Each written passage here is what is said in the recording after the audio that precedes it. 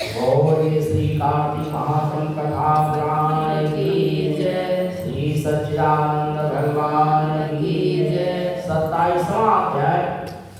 गणों ने कहा कि विष्णुदास जी एक दिन भोजन तैयार करके और भक्ति में तल्लीन था कि कोई उनका भोजन चुरा करके ले गया, लेकिन सायंकाल की आराधना हो सके और व्रत भंग ना हो, इसलिए उसने उस दिन दोबारा भोजन तैयार नहीं किया। श्री नारद जी ने कहा कि हे राजन, इस तरह लगातार 7 दिन तक कोई दूसरा भोजन चुराता रहा। तब वह हैरान होकर के सोचने लगा कि यह तो बड़ी विचित्र घटना है कि ना जाने कौन हर रोज मेरे भोजन को चुरा करके ले जाता है, फिर भी इस देव स्थान को छोड़ना नहीं चाहिए। अगर मैं भोजन बना करके खा लेता हूँ तो देर हो जाएगी और पूजा छूट जाएगी, अतः मुझे भोजन बना करके तुरंत खाना नहीं चाहिए।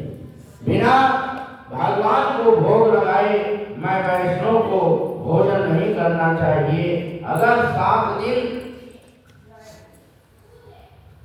7 दिन बिना भोजन के बीत गए तो आज का एक दिन और सही, आज मैं भली भांति भोजन की रक्षा करूंगा और देखूंगा कि हर रोज इसे कौन चुरा ले जाता। ऐसा सोच करके विष्णुदास भोजन के पास ही छिप करके बैठ गया और उसने थोड़ी देर के बाद देखा कि वहां पर एक चांडाल आया और जिसका शरीर अत्यंत दुर्बल था और उसके शरीर पर केवल चमड़ी ही चमड़ी दिखाई देती। जब वह चांडाल भोजन चुरा करके चल दिया तो विष्णुदास ने उसे पुकारा कि हे भाई, या रूखा भोजन ले जा करके क्या करोगे, घी भी लेते जाओ। ऐसे कहकर के वह श्रेष्ठ ब्राह्मण आगे को बढ़ा। विष्णुदास को अपनी ओर आते देख करके वह चांडाल तेजी से दौड़ने लगा और वह ब्राह्मण से डर गया, लेकिन निर्बलता के कारण दौड़ भी तो ना सका। अतः वह भूमि पर गिर पड़ा और मूर्छित हो गया। चांडाल को मूर्छित देख करके विष्णुदास लपक करके उसके पास पहुंचा और अपने वस्त्र से हवा करने लगा और इसके बाद उसने जो कुछ देखा उसे देख करके वह आश्चर्यचकित हो गया। बोलिए श्री लक्ष्मी नारायण भगवान की जय। और उसने देखा कि उसके सन्मुख शंख चक्र गदा पद्म पीतांबरधारी चतुर्भुजी रूप असली के फूल के समान वाले छाती में कौस्तुभ माला से सुशोभित साक्षात श्री भगवान विष्णु खड़े हैं और भगवान का दर्शन करके सात्विक भाव से मुक्त होकर के वाकान में श्रेष्ठ स्तुति तथा प्रणाम किया और कुछ भी ना कर सका। और वहीं पर सब इंद्र आदि देवता भी उपस्थित हो गए और गंधर्व तथा अप्सराएं आकर के गीत गाने लगी, सदा नृत्य करने लगी। ब्राह्मणों ने प्रणाम करने के लिए ही उतावला हुआ और जो ही वहां संपूर्ण गंधर्व और अप्सराएं आ गए, नित्य संगीत होने लगा।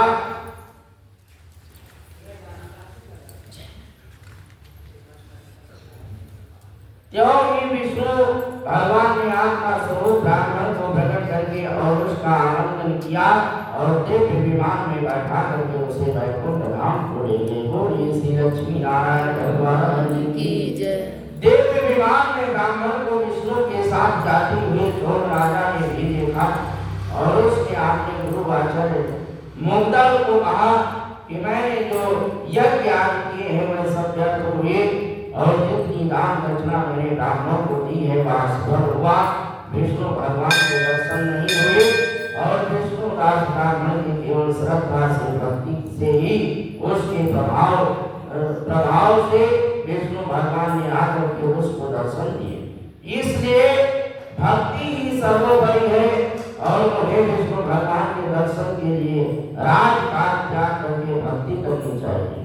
राजा ने कोई पुत्र ना होने के कारण उसने भांजे के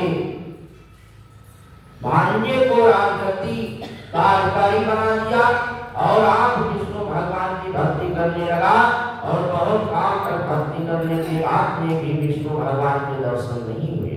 तब अग्नि कुंड में कूद पड़ा और अग्नि में प्रकट होकर के विष्णु भगवान ने राजा को गोद में उठा लिया और कहा कि मैं तेरे त्याग और भक्ति से बहुत प्रसन्न हूँ, और उसका आलिंगन किया और उसको दिव्य विमान पे अपने साथ बैठा करके वैकुंठ लोक को ले। भगवान विष्णु ने अपने समान रूप वाले ब्राह्मण को पूर्णशील और राजा पूर्ण को सुशील नाम दे करके दोनों को अपना द्वारपाल बना दिया। बोलिए श्री लक्ष्मी नारायण भगवान की जय, श्री वृंदावन बिहारी नारायण की जय। श्रीमन्नारायण नारायण